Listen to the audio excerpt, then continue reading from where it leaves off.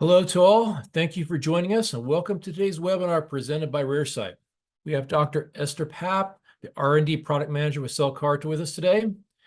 She will be presenting new discoveries in HER2 detection, a novel method of multimodal detection of HER2 from a single tube of blood. Welcome, Esther.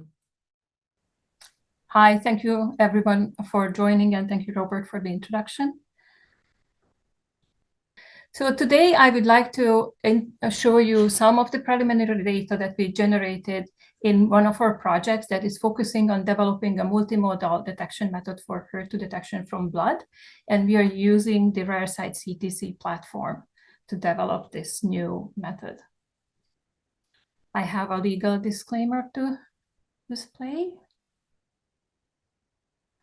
So we are focusing on HER2 detection for this multimodal liquid biopsy project because there is an increasing need for sensitive HER2 detection. As you might know, there are new HER2 targeting drugs hitting the market, and some of them, especially antibody and drug conjugates, are effective in patients with the lowest levels of HER2 detection as well.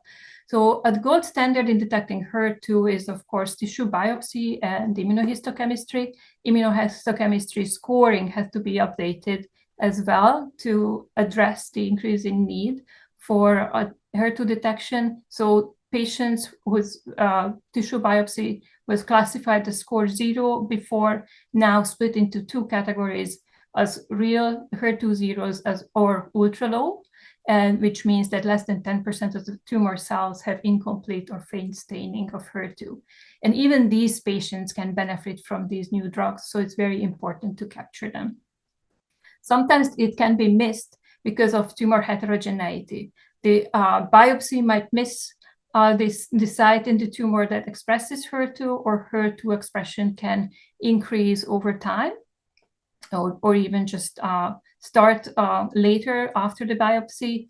Also, in metastatic cases, the heterogeneity of the metastatic lesions makes it very unlikely that all HER2 signal will be captured.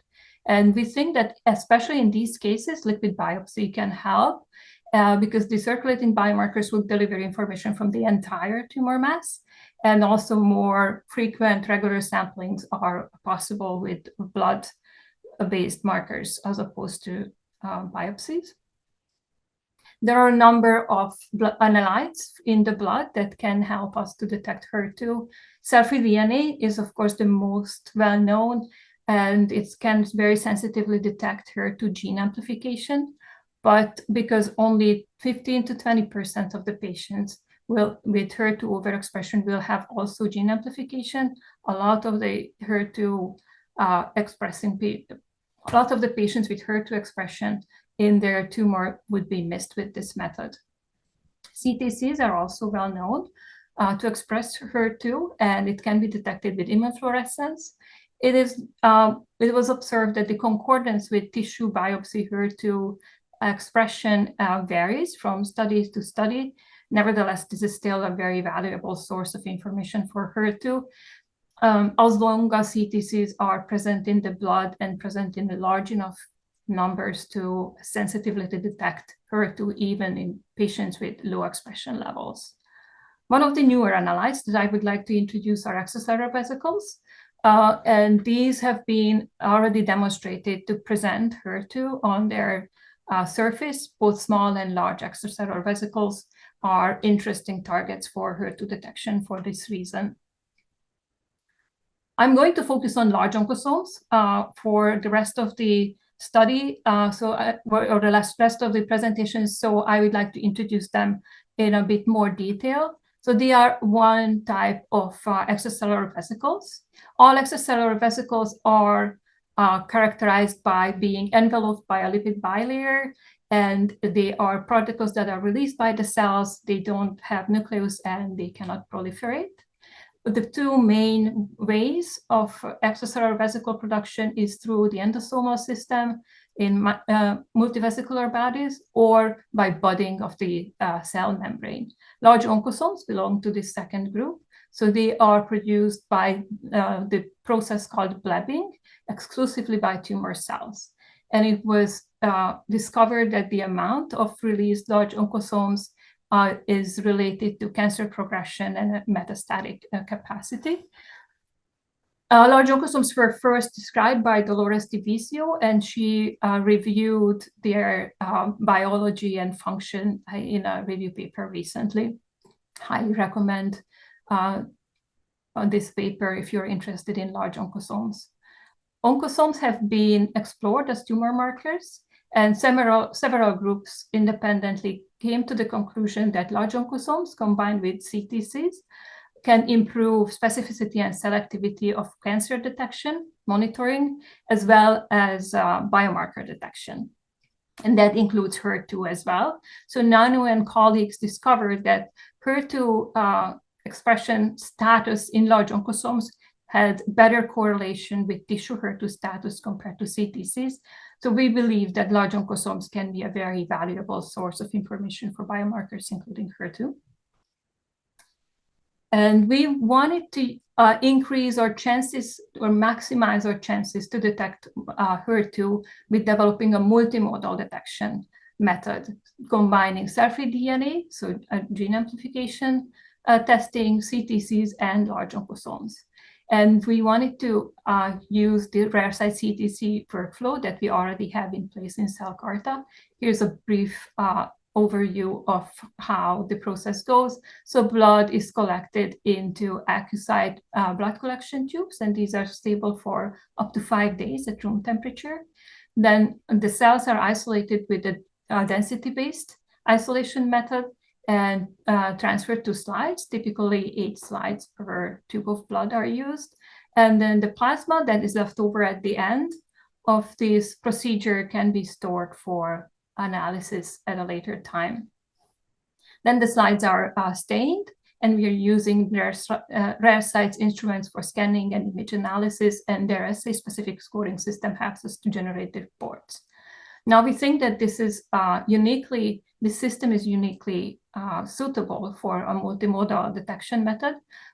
One of the reasons is that the plasma that is left over after the isolation of the cellular elements have already been investigated by the RareCyte group, and they have found that the cell-free DNA extracted from this plasma was suitable quality for sequencing. It was actually quite comparable to DNA extract tube.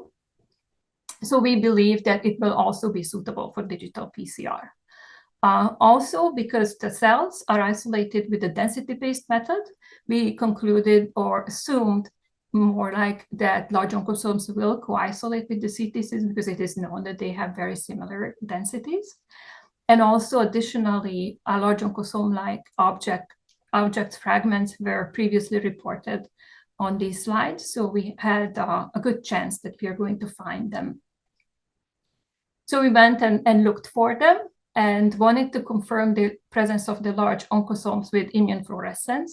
For this, we used slides generated for a metastatic breast cancer CTC enumeration study. So in this case, the slides were stained with a nuclear stain that is represented with blue here, a CK-EpCAM tumor stain that is represented with red, and CD45 negative staining.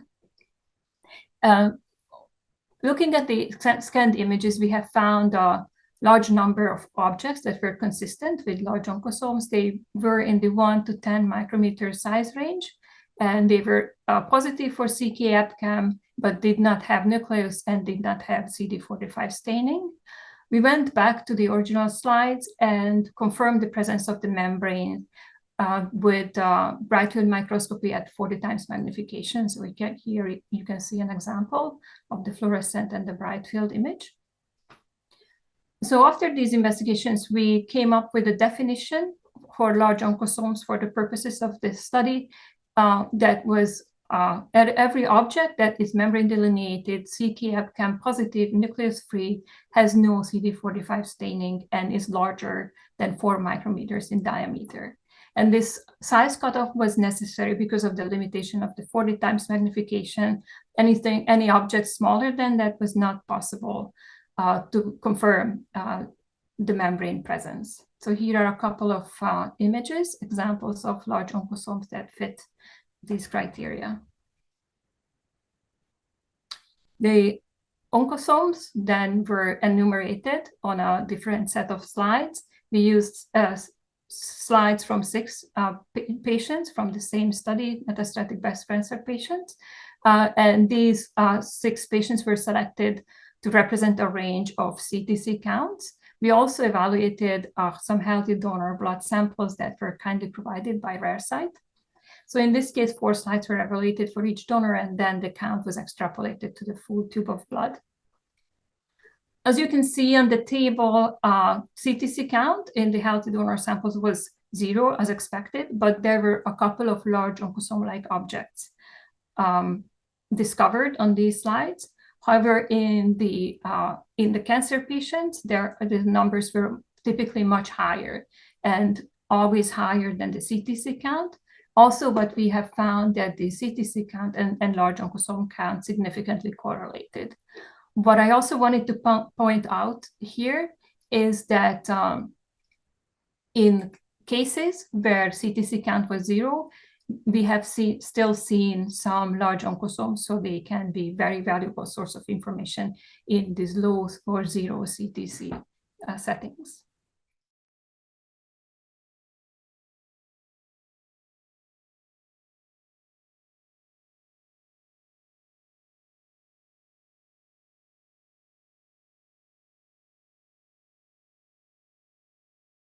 All right. So the next question was if we could detect HER2 in these large oncosomes and if they can be used for sensitive HER2 detection in these samples. So we selected 10 metastatic breast cancer patients who had known HER2 status from their primary tumor biopsy, but this information was masked until final analysis. We had slides for 9 of these patients, and those were stained with the standard RareCyte kit for HER2 and estrogen receptor. The CTCs and the large oncosomes were evaluated independently, and we used the cutoff established for CTCs to define HER2 positivity. So we used the same cutoff for the CTCs and the oncosomes, and that is 350 MFIs or higher. So from these 3 large oncosomes that I have as examples on this slide, only the first one with the highest MFI would be categorized as HER2 positive. The other 2 would be HER2 negative large oncosomes. When we compared the count of HER2 positive CTCs with oncosomes, we have found that there was a very strong correlation between the 2. And again, the large oncosome count was much higher compared to CTC count. We have also generated a proportion of HER2 positive objects. So HER2 positive oncosomes over total count of oncosomes, and the same for CTCs. And again, the correlation was significant, but less strong. We believe that is partially because in some cases the CTC count was too low, so the calculation of the proportion might have been quite inaccurate. But all in all, because of the correlations, we believe that these large oncosomes may be able to complement CTC analysis, probably providing a larger dynamic range and improving specificity and sensitivity of HER2 detection. As I mentioned, that we also wanted to combine it with cell-free DNA investigations and digital PCR against HER2. The first step was to establish quality parameters for the AccuCyte, for the cell-free DNA extracted from the AccuCyte tubes. So for this, we collected samples from 4 donors into AccuCyte or DNA extract tubes and processed them at different time points to look at stability. 2 milliliter of plasma was used to extract cell-free DNA, and fragment size and percentage of cell-free DNA was determined with tape station. For this study, we defined cell-free DNA as any fragments that are between 15 and 700 base pairs. What we have found was that even though the DNA concentration was consistently lower in AccuCyte tubes compared to DNA extract tubes, and there was a slight decrease over time, the percentage of the cell-free DNA was quite stable and also quite comparable to DNA spec tubes, indicating that there is no leakage from the cells, there is no genomic DNA contamination. So it is an important criterion for digital PCR. So we went ahead and performed digital PCR from the plasma of the same 10 patients whose slides we analyzed for oncosomes and CTCs. And digital PCR was performed against HER2 and a reference gene to determine HER2 copy numbers. And out of the 10 patients, we detected increased copy numbers in 2. Also, a third one showed a slight elevation, but it did not reach significance. And this could be partially because of the very low DNA concentration in this sample. But overall, because of these parameters and also the success of digital PCR, we believe that the cell-free DNA extracted from the acquisite plasma tubes is suitable for downstream applications. The final step was to see how well these HER2 readouts, HER2 data correlated with the immunohistochemistry scores in the primary tumor tissue biopsy. So we unmasked that information and found that 2 of the 10 patients were HER2 negative. We had 5 who had low HER2 expression, but not overexpressing, but not gene amplified. And we had 3 strong expressors with confirmed gene amplification based on tissue. So digital PCR was able to pick up 2 out of the 3 gene amplified cases, and also the one with the elevation also corresponded with one of the patients who had gene amplification confirmed in their tissue biopsy. CTCs were quite good at finding patients with HER2 expression in their tissue. So in one case, there were no slides available, and in 2 additional cases, the CTC count was too low to calculate HER2 positivity rate in CTCs. Interestingly, there was a very weak signal in one of the patients who were categorized as being HER2 negative based on the tissue biopsy. The large oncosomes, apart from, of course, the one that did not have any slides, was able to identify all the patients who had a HER2 signal in their tissue biopsy, as well as the patients with the faint weak signal in CTCs. That was, again, corroborated by the large oncosome results.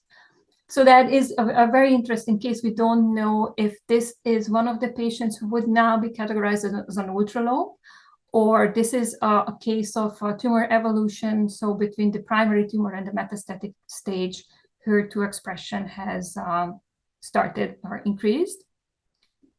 But this is one of the patients that could have potentially been missed if only tissue biopsy was performed, and potentially can be identified with liquid biopsy. It's too early to say anything definitive, but it's a promising sign.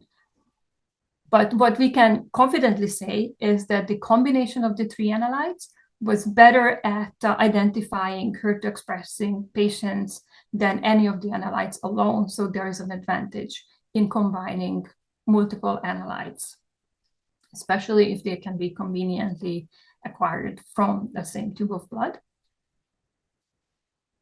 So in conclusion, we believe that we have all the elements ready for developing a multimodal liquid biopsy based on the RareCyte CTC workflow that we already have in place at CellCarta.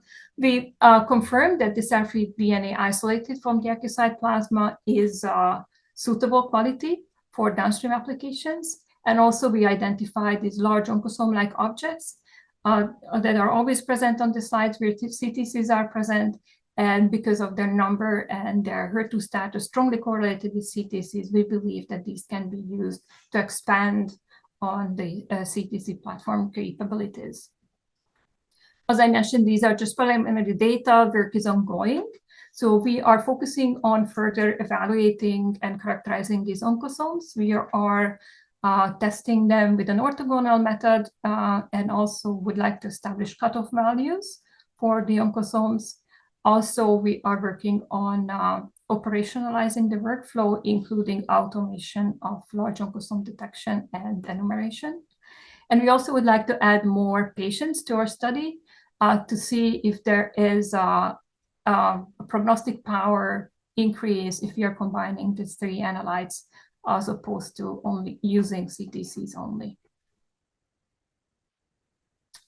And with that, I would like to thank you for your attention, and I would like to thank our collaborators in CellCarta, as well as the collaborating clinics.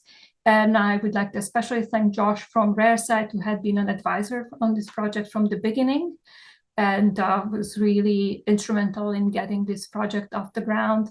He is on this call today and will help me answer RareCyte platform-related questions. So thanks again for your attention, and I'm ready to answer any of your questions. Thank you, Dr. Papp, for that wonderful presentation.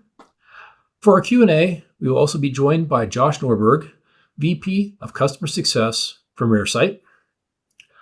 For our first question, can you speak about how many oncosomes are found in healthy age-matched donors? Yes, thank you for the question. So we would like to do more investigations focusing on control samples, healthy donors. We only had a couple of slides that we evaluated so far, and we have found a very low number. I think when we extrapolated it, it was 8 oncosomes per tube of blood in that sample. So it's normally very low because oncosomes are exclusively produced by tumor cells. Great, thank you very much. Did you test the reproducibility of large oncosome detection? Reproducibility? Yes. Yes, so we looked into that a little bit. So we looked at slide-to-slide reproducibility, and we have found that if the CV was around 30%, slide-to-slide, we also looked at day-to-day reproducibility. So the same samples that we used to look at cfDNA stability, we also evaluated for CTCs and oncosomes, and we have found that the day-to-day, day-to-day meaning that the sample was collected at the same time, but then processed at different times, so after a different length of incubation, that there was basically no variance. So no fluctuation of oncosome counts. The highest CV we had was 7%. Between batches. All right, well, thank you. I have another question. Do you have to use a special kind of tube for the blood? Keep it room temperature when sending? Yes, so the AccuSite tubes are the tube type that was specifically developed for the RareCyte system. And those have been tested to be stable for 5 days. I think this was only for this 5 days was only tested for CTCs, but we also tested for cfDNA and found that even though there was a bit of a drop in the concentration, the purity was still quite high, and we have seen no change in the oncosome count. So these can be shipped and stored at room temperature. Okay. How do you determine membrane expression of HER2 on oncosomes? Is it a visual determination? Yes, we used immunofluorescence. So we used actually the exact same protocol that we are using for the CTC immunofluorescence, immunofluorescence staining of HER2. The same biomarkers and same intensities were used for this study. Is a 40x revisit required for oncosome enumeration, or can it be done with a 10x objective? If you're using the 4 micrometer diameter cutoff, then you don't have to always go back to the 40 times magnification and bright field microscopy. So it did a lot of testing back and forth, and this size cutoff ensures that the oncosomes can be 100% identified at 10x magnification. And a person that arrived a little late had a question. Do you also perform tissue imaging on biopsies, and have you compared the CTC results to IF experiments? Yeah, we haven't done that. So we have immunohistochemistry data for these patients, but it's all retrospective. So we can go back and look at immunohistochemistry, but not immunofluorescent for these patients.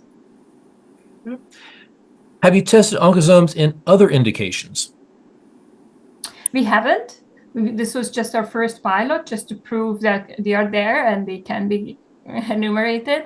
But other groups have been focusing on oncosomes a lot. So they have been found in prostate cancer, in central nervous system cancers as well, brain cancers, and several other conditions. Okay. Have you correlated oncosome numbers to patient outcomes? Yeah, we would love to do that. With this small sample size that we had right now, we didn't do that. But once we add more patients to the cohort, we can, and we have overall survival, progress-free survival data for these patients, so we will be able to do that. Great.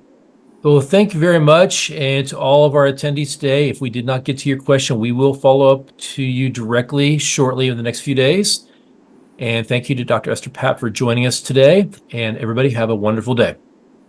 Thank you. Thank you for your attention.